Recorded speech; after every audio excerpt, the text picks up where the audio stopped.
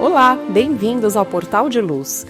Nós estamos assistindo nesse mês uma série de programas especiais sobre a nossa querida doutora Marlene Nobre, fundadora do nosso programa, já que nós completamos 10 anos da sua desencarnação. A contribuição da doutora Marlene Nobre para a doutrina espírita é reconhecida tanto pelo movimento espírita brasileiro quanto pelo internacional. Seus estudos, a sua dedicação ao espiritismo promoveram uma conexão entre ciência e religião e que inspira diferentes gerações de médicos e cientistas. A doutora Marlene foi uma grande conhecedora da obra do médium Chico Xavier e uma estudiosa dos livros da coleção André Luiz. A sua produção literária foi dedicada ao estudo das revelações de André Luiz e as suas relações entre medicina e ciência. E também, como já dissemos no outro programa, a doutora Marlene Nobre, em vida, sempre foi muito coerente com os princípios espírita cristãos, evitando o personalismo dentro do movimento espírita e, portanto, ela própria jamais buscou se sobressair pelos seus feitos ao longo da vida, dando todo o crédito do seu trabalho à inspiração que vinha do Evangelho de Jesus.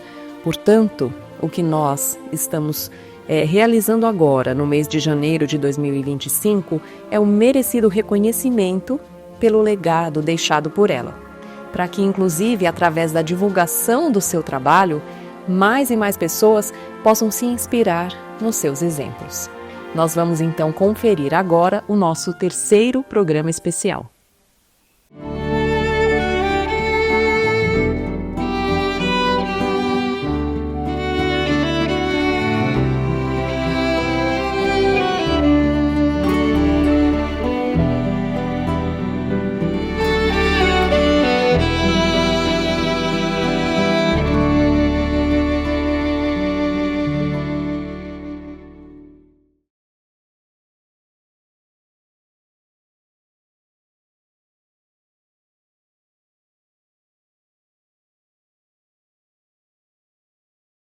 Que nadamos contra a correnteza, porque o natural é o caos.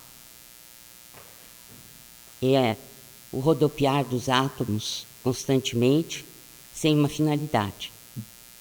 Mas a vida tem uma finalidade. E quem dá essa finalidade, antes de tudo, é Deus.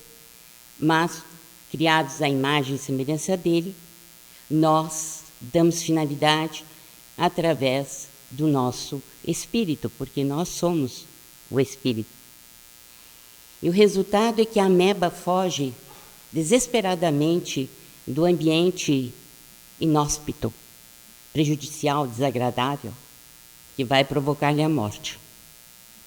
E de lá para cá, são 3 bilhões e 800 bilhões de anos. Nós que já fomos bactérias, amebas, e tentamos fugir desesperadamente de tudo aquilo que nos levava à morte, continuamos percorrendo esse longo caminho de adaptação ao mundo em que vivemos. O resultado é que chegamos à fase luminal, o mais espetacular, mais extraordinário desenvolvimento de que se tem notícia no mundo, no templo do nosso organismo, que é a luta pela sobrevivência, pela manutenção aqui na Terra. E essa luta vai desde uma luta selvagem, dos primórdios, até as lutas atuais, quando, amenizados pelo tempo, nós vamos tendo outros desafios. Mas, como eu disse, a vida é movimento. Quem se estagna é a água parada, ela é morta. Nosso corpo necessita de estresse, necessita dessa luta para poder produzir. Então, o que nós vamos ver hoje é algo natural, mas que se torna patológico, porque nós estamos aprendendo a lidar com o movimento, estamos aprendendo a vencer desafios. O estresse, ele se origina exatamente dessa nossa tentativa de vencer o mundo, de evoluir, de aprender. Não existe aprendizado sem estresse. Então, afinal de contas, o que é o estresse? Nós detectamos, em geral, os agentes estressores, que são físicos, psicoemocionais, espirituais, e muita gente confunde o estresse com os fatores estressantes. Mas o estresse não é isso, é a reação a esses fatores. Então, a interação entre uma força e a resistência do organismo a esta força. Nós estamos diante do estresse quando falamos em resistência orgânica. Segundo Seeley, que foi o descobridor científico do estresse, nós aprendemos que estresse é a resposta não específica que dá ao corpo a toda demanda que lhe é feita. Porque é interessante, a alegria, a vitória de um atleta, de um cientista que faz uma descoberta, ou uma grande alegria em família, pode nos levar a um infarto ou à morte, até prematura. Assim como os fatores desagradáveis. Porque esta reação não específica do organismo é igual para todos os fatores estressantes. Tudo se dá da mesma maneira, como nós vamos ver. Então, ela pode ser mais intensa ou menos intensa. Você acha que esse homem pula esse muro ou não? Nós, diante desse impacto, trouxe isso para mostrar que existem fatores estressantes e que são superlativos. Você diante de uma fera, se fosse possível, diante de um dinossauro. Só é possível com os filmes do Spielberg. Mas, de qualquer maneira, quando nós estamos diante de uma fera, você luta ou foge. Mas, para isso, você precisa estar preparado. É a reação do organismo ao estresse. É o estresse. Então, é esse impacto difícil e doloroso que você tem que vencer. O Hans Selye, em 1936, começou a descrever a sua descoberta científica. E ele falou algo interessante que nós espíritas poderemos compreender melhor do que muita gente. Ele falou que nós todos temos um capital de energia biológica diferente.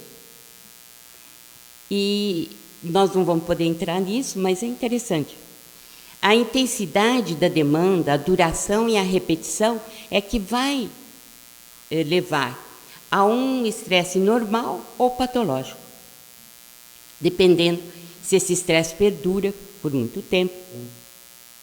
Se a demanda é intensíssima, a intensidade, como no caso do touro, uma situação inusitada, ou a duração também, a permanência desse estresse. Ele nos proporcionou algo muito interessante para o estudo do estresse. Ele dividiu em reação de alarme, estágio de resistência do organismo e o que ele chamou de período de exaustão. É lógico que houve uma modificação com o correr do tempo, com as novas descobertas, mas fundamentalmente nós podemos nos fixar na divisão do Selye. Ele diz que para você distinguir o estresse normal do patológico, você tem que verificar exatamente a eficiência da fase de adaptação. Como é que o seu organismo se adapta ao fator estressante? Bem, se você entra na síndrome geral de adaptação, que é o próprio estresse, que é a reação do seu organismo, você tem dois caminhos. O primeiro é um caminho rápido, ligeiro, né? É um caminho que se dá de forma assim, quase que instantânea. Seria o caminho da direita, em que nós temos as catecolaminas agindo, adrenalina e noradrenalina.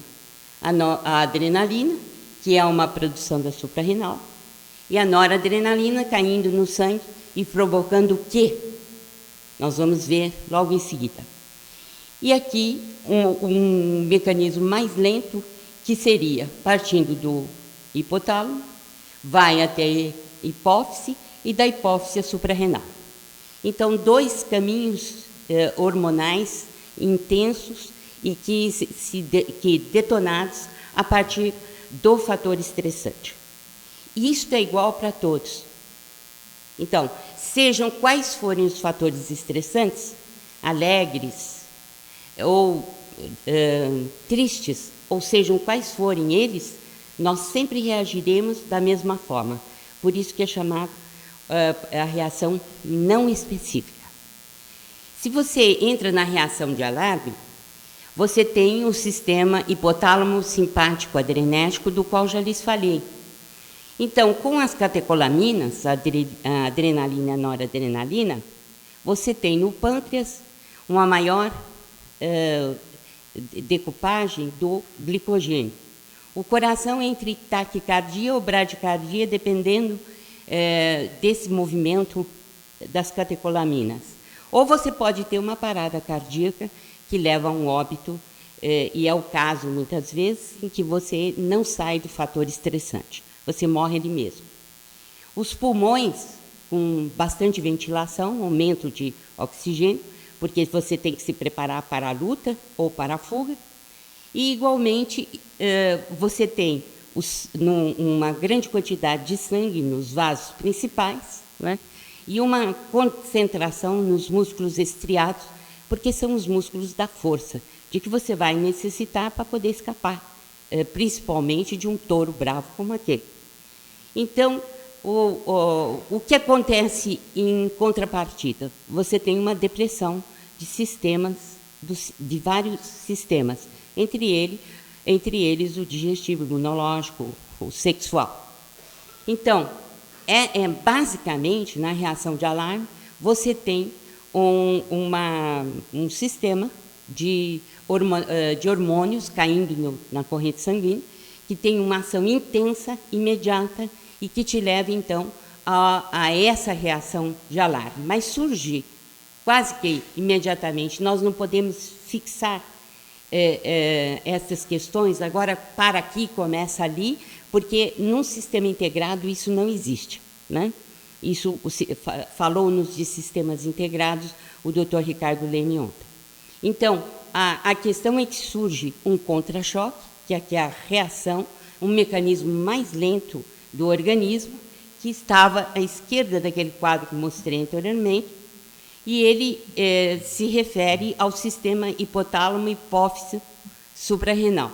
Esse sistema envolve o lobo anterior da hipófise, que libera o ACTH, o adenocórtico trófico, e a córtex da suprarrenal, com a produção dos corticoides, entre eles o cortisol, que está necessariamente ligado ao problema do estresse. Então, o que ocorre é que esse sistema prolonga e acentua os fenômenos preparados no curso da fase do contra-choque. Aí nós temos, basicamente, as duas reações não específicas de todos os organismos, e que vêm desde os primórdios da nossa evolução, ele vem se construindo até atingir o clímax no homem, e que nos leva, então, à defesa. A defesa do nosso patrimônio maior, que é o meio interior de Claude Bernard, ou aquilo que Kennan chamava homeostasia. O que acontece agora é que houve uma ampliação dos conceitos e nós compreendemos, principalmente a partir da escola anglo-saxã, que existe um sistema limbo, hipotálamo, hipófiso, suprarrenaliano, e que nós poderíamos dizer está diretamente ligado ao sistema límbico e que promove, sem dúvida, né, uma compreensão maior desse sistema, porque é muito mais alargado, principalmente no que diz respeito à nossa recuperação frente ao estresse.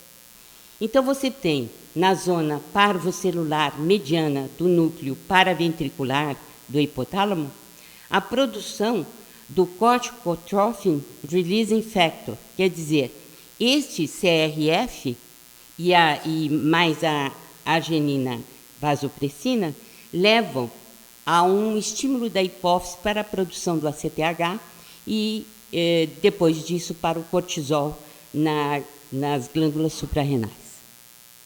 O fato é que esse sistema é importantíssimo, né? O sistema limbo, hipotálamo, hipófiso, suprarrenal, e que nos fala, então, da integração dos centros das emoções no estresse, que seria no sentido do coping, ou como fazer face, como nós vamos fazer face àquilo que veio como se fosse uma tormenta, uma tempestade em nós, detonando todos os nossos sistemas de defesa, para que nós nos adaptemos a esses fatores. Eu lembraria ainda que deste sistema límbico vem também fatores estressantes muito importantes e que estão cada vez mais estudados, que é a questão dessas emoções profundas que nós carregamos e que interferem habitualmente no nosso psiquismo. Sentir raiva é como se você estivesse diante de um predador. Então, o que acontece?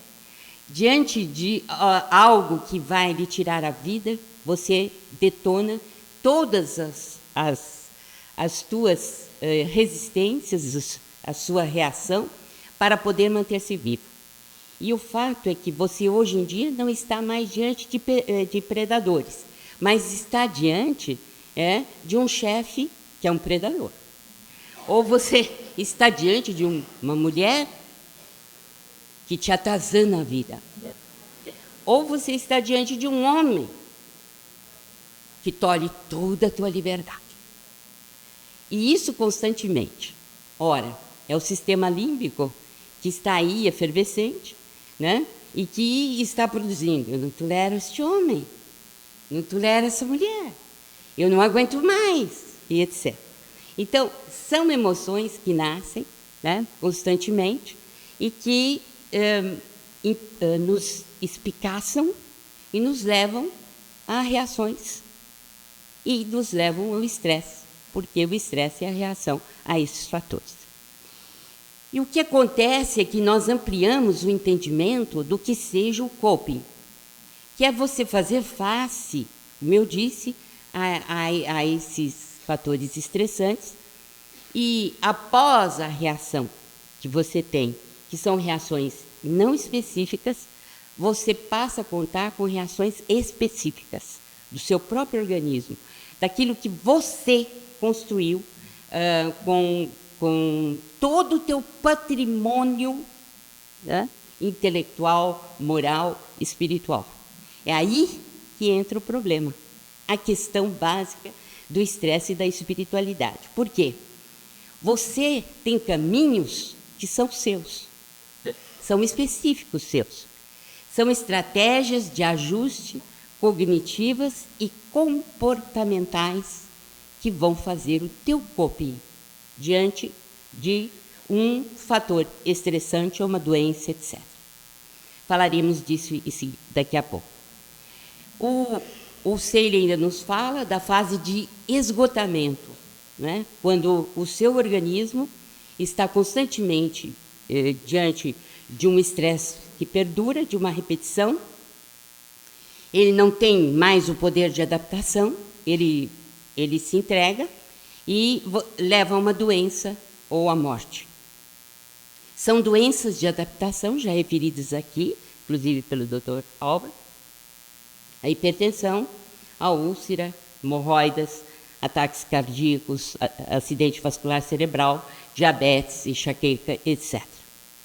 Então, o estresse patológico, ele leva a um saque de energia da reserva de que nos falou Seyle. E o que é que leva a isso?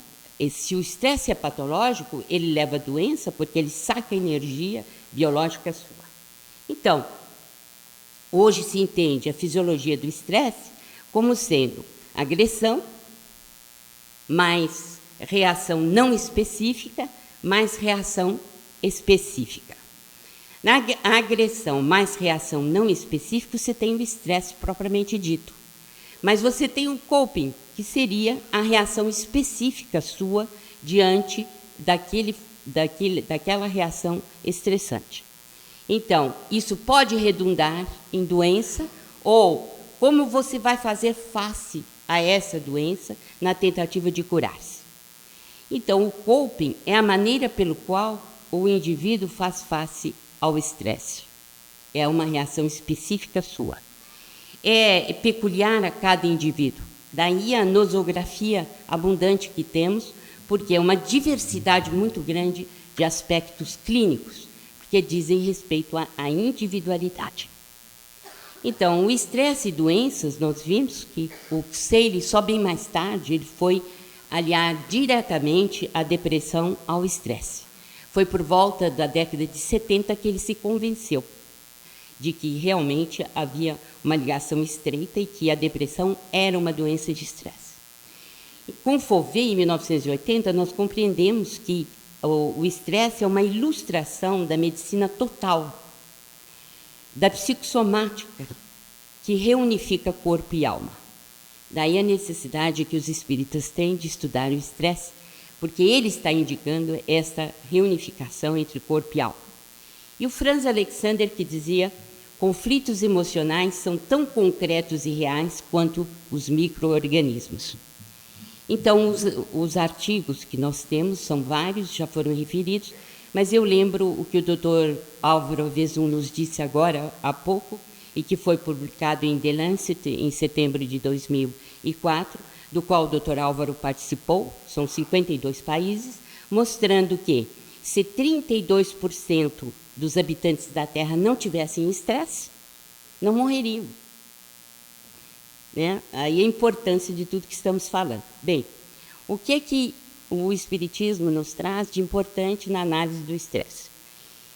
Nós compreendemos com André Luiz, no Mundo Maior, em 1947, que a nossa mente, ou consciência, é o conjunto das faculdades do espírito, que o cérebro inicial, para André Luiz, são os hábitos e automatismo, o arquivo, o porão, né, o subconsciente.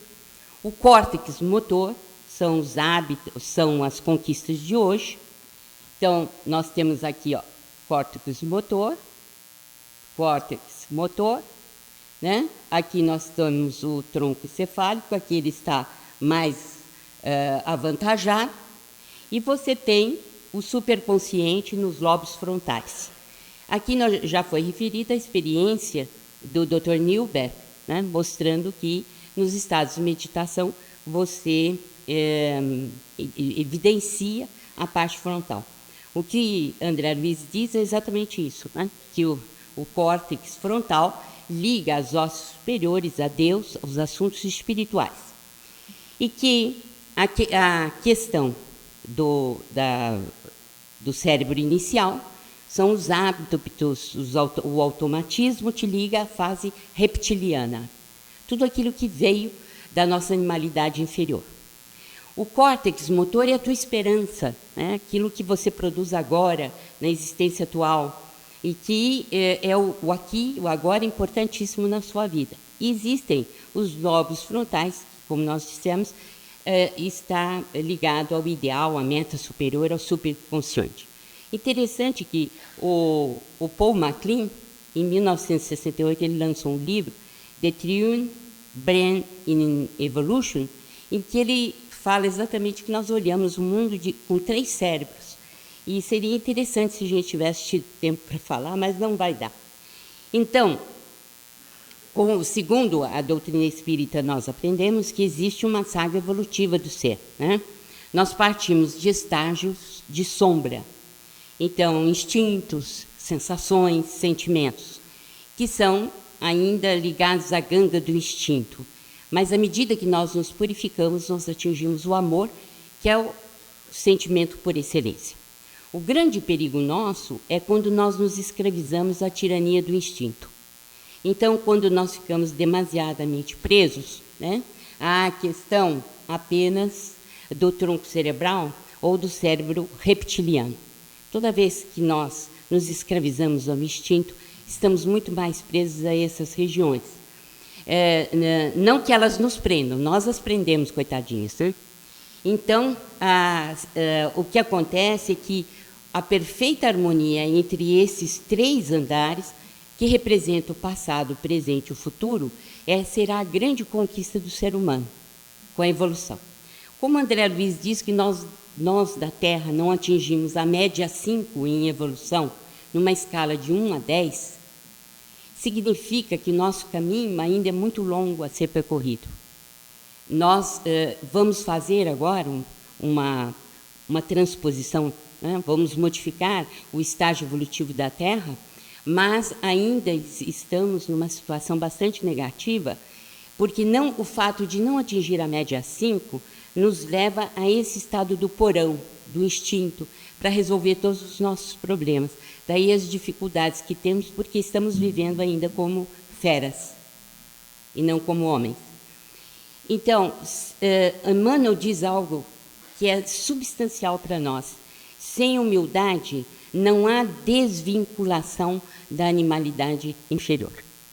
Então, eu não sei, viu, Álvaro, como é que nós vamos fazer isso, meu filho? Né? Porque, como vamos quantificar a humildade? Né? Para a gente dizer, gente, humildade é bom. Então, sem humildade, não há essa desvinculação da animalidade inferior. Então, daí a dificuldade que nós, seres humanos, temos de viver num patamar superior para poder fazer o coping de uma maneira normal, de uma maneira de transpor doenças com facilidade, de nos posicionarmos no mundo de uma forma diferente. Bem, achei interessante no livro do Correto Sentimento uma frase e acrescentei algo. A serpente pode ouvir o cântico da terra, a cotovia, a música das esferas, mas o intelecto humano ouve a ambos e, por intermédio da ciência, da religião e da arte, os interpreta. Quer dizer, nós temos necessidade da harmonia dos 3 cérebros, para que haja essa possibilidade de você ouvir a terra, né, de você ouvir o canto da cotovia, mas também de você poder, por intermédio de todo o teu conhecimento, ultrapassar a animalidade inferior e poder ouvir as esferas superiores e, sobretudo, os teus irmãos em humanidade. Para o sucesso do coping, você fazer face à doença ou ao próprio estresse de uma maneira positiva, sem doença, enfrentando com galhardia as lutas da Terra, é preciso que você se muna de alguns meios e suportes importantes, como a oração, a meditação, o desenvolvimento da fé, o treino do perdão, porque os animais não se perdoam, eles não sabem o que é isso. Então, o perdão é uma distinção entre nós e a animalidade. O aproveitamento da dor, a questão de nos livrarmos da raiva, da inveja, da mágoa, etc., são cursos e vivências que precisam ser feitas. Uma ação efetiva nossa no campo da caridade material e moral, né?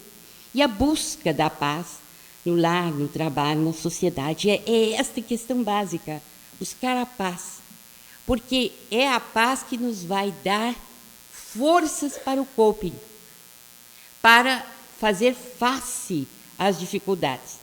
Se a nossa consciência não estiver em paz, vai ser muito difícil poder fazer um sucesso a ultrapassagem das dificuldades.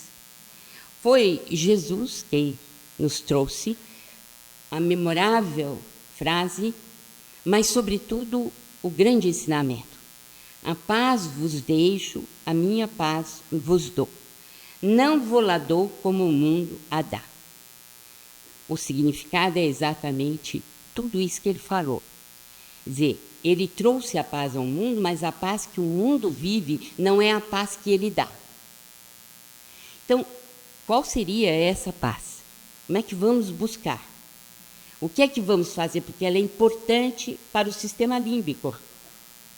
Para a gente sossegar a amígdala, para a gente sossegar o locus cerúleus, para a gente dar um objetivo superior às nossas reações, é preciso que a gente coloque, introjete paz interiormente, para que nos momentos mais difíceis a gente tenha a oração, a meditação a nos ajudar e a introjeção da paz para não reagir de forma negativa e o nosso organismo sofrer, podendo levar esse organismo até a morte.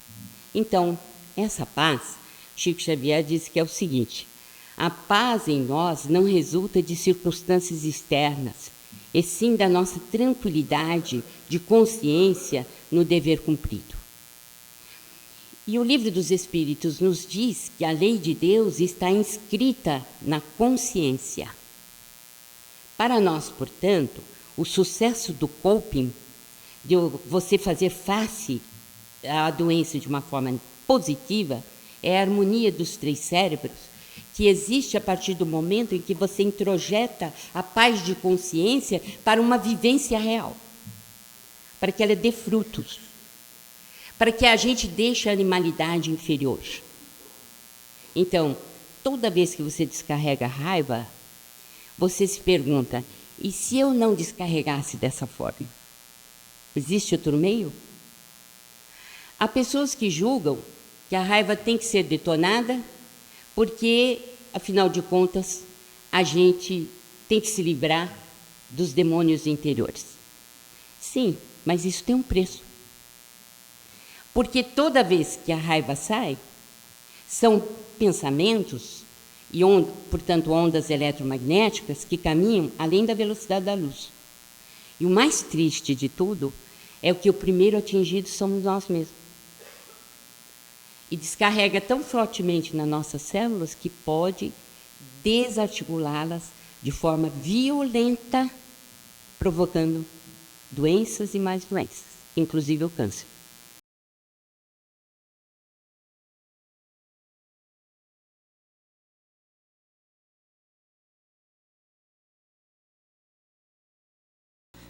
Meus filhos, permaneçamos na paz de Jesus. Convidados a colaborarem na tarefa médico-espírita, sou o momento do imediato cumprimento dos vossos deveres. Não postergais a hora em curso. Nunca foi tão necessário orar e vigiar nesses dias decisivos para as vossas almas. O momento exige corações corajosos que não temam um sacrifício. Precisamos de trabalhadores que unam o coração e a mente na expansão da mensagem cristã, sendo as cartas vivas para aqueles que a recebem. Meus filhos, meu coração busca os vossos, para que, irmanados no mesmo ideal, possamos servir ao Cristo. Que não haja entre vós desavenças, que a união prepondere sobre as diferenças naturais, para que as dificuldades que surjam sejam dirimidas através do amai-vos uns aos outros como vós ameis. Estou junto aos vossos esforços, unidos aos irmãos devotados do plano espiritual que se irmanam na realização dos ideais que nos unam. Prossigam adiante com este amor, confiantes em Jesus que segue adiante, a iluminar nossos passos, aguardando a nossa decisão. Rogando a Jesus que os fortaleça para as tarefas que vos aguardo, o amigo de sempre, Bezerra. Nós estamos encerrando por aqui e na semana que vem nós vamos conferir mais conteúdos raros e históricos da nossa querida doutora Marlene Nobre. Se você perdeu os 2 programas anteriores, é só acessar o nosso canal no YouTube, Caibar Schutel, na playlist do Portal de Luz. Nós desejamos a todos uma excelente semana e até a próxima.